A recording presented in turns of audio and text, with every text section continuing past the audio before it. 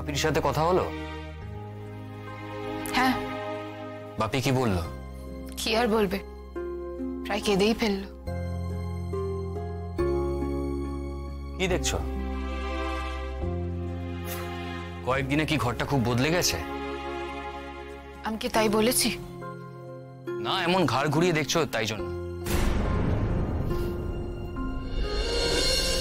তা কতদূর তোমার এই বাড়ি ছেড়ে যাওয়া? খুঁজে পেলে তোমার মনের মতো বাড়ি? না, এখনো পাইনি, পেয়ে যাব। বেশ। তুমি সেই বাড়িতে থাকবে? না। কেন? সেটা তুমি নিজেই ভেবে দেখো। স্রোত, তুমি কেন এমন করছো? আমি তো সত্যি এই বাড়ি ছেড়ে চলে যেতে চাইছি না। তবে আমি কি তোমাকে বাধ্য করছি যেতে? স্রোত, আমি তোমার পাগলামি বিশ্বাস করতে পারছি না। তোমার এই নিশ্চিত সর্বনাশের দিকে ছুটে যাওয়া আর আমার সেটাকে আটকাতে না পারা, এই সবকিছু ভেবে আমার অস্থির লাগছে।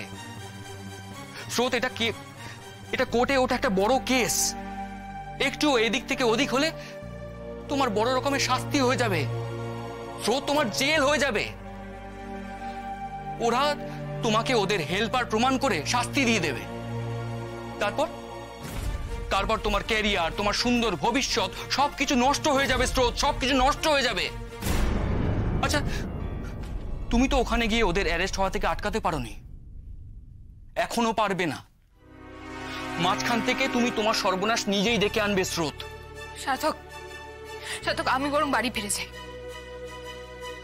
এই বুধবার অবধি প্রতিটা মুহূর্তে তুমি এক্সপেক্ট করবে, আমার কাছে এক্সপেক্ট করবে আমি আমার মত বদলাবো, কিন্তু আমি সেটা করব না। তোমার রাগ, তোমার ফ্রাস্ট্রেশন, আমাদের দুজনের মধ্যে আমরা কেউ ভালো থাকবো না। আমি চলে যাই, বাপিকে বুঝিয়ে চলে যাই।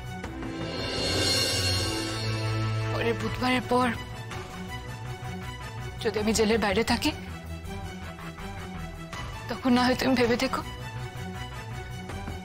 আমরা ভবিষ্যতে কি করব। ততদিন আমার দূরে থাকবে। তুমি কোথাও যাবে না, তুমি থাকবে। বুধবার অবধি আমি প্রতিটা দিন তোমাকে তোমার সিদ্ধান্ত বদলানোর জন্য বলবো। তুমিও সেটা শুনবে, সহ্য করবে। ঠিক কলেজে যেমন আমি তোমাকে সহ্য করতাম, চেষ্টা করতাম তোমার অবাধ্যতা ভাঙার, ঠিক তেমন ভাবে এখানেও করব। দেখি কে আগে ভাঙে, আমি না তুমি। আমি প্রথম ভাঙলাম স্রোত, তুমি ভেঙো না, শক্ত থেকো। স্রোত, আমি তোমার সঙ্গে জীবন কাটাতে চাই, একটা পরিপূর্ণ ভরপুর জীবন। আমি বাবার কষ্ট এখন বুঝি। জীবনের সবচাইতে মূল্যবান সময় মানুষটা একা হয়ে গেছিল, আমি তাকে সঙ্গ দিতে পারিনি। তুমি ছিলে বলেই বাবা নতুন করে বাঁচতে পেরেছে। আমি আর এই ভুল করব না স্রোত। খবরে ওদের বয়সও কাছাকাছি বলেছিল। আর সেটা শিওর হতে আপনি গেলেন গয়নার দোকানে, আর সেখানেই জানলেন যে সেটা আপনার মেজদি ছিল।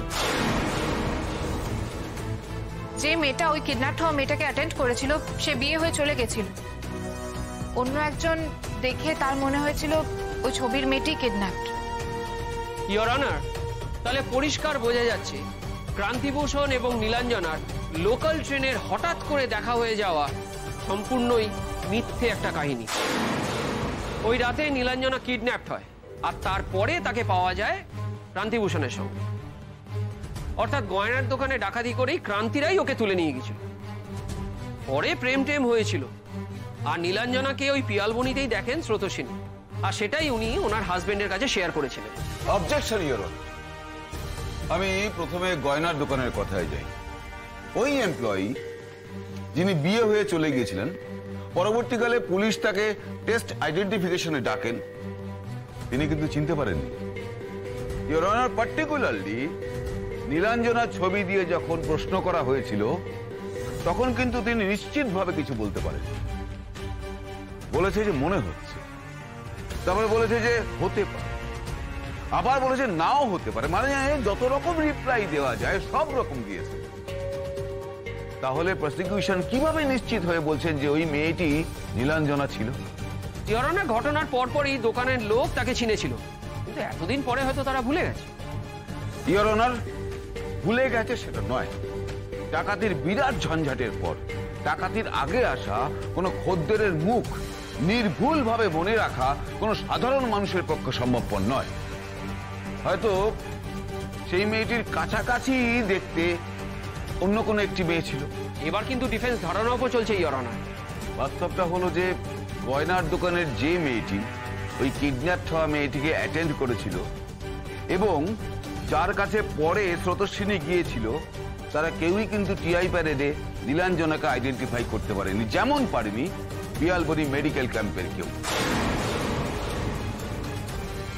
কারণ দুটোর কোনো জায়গাতেই নীলাঞ্জনা ছিলেন না। আমার মনে হচ্ছে ইওর অনার যে প্রসিকিউশনের নীলাঞ্জনা ওইখানে ছিল এটা প্রমাণ করাই উদ্দেশ্য।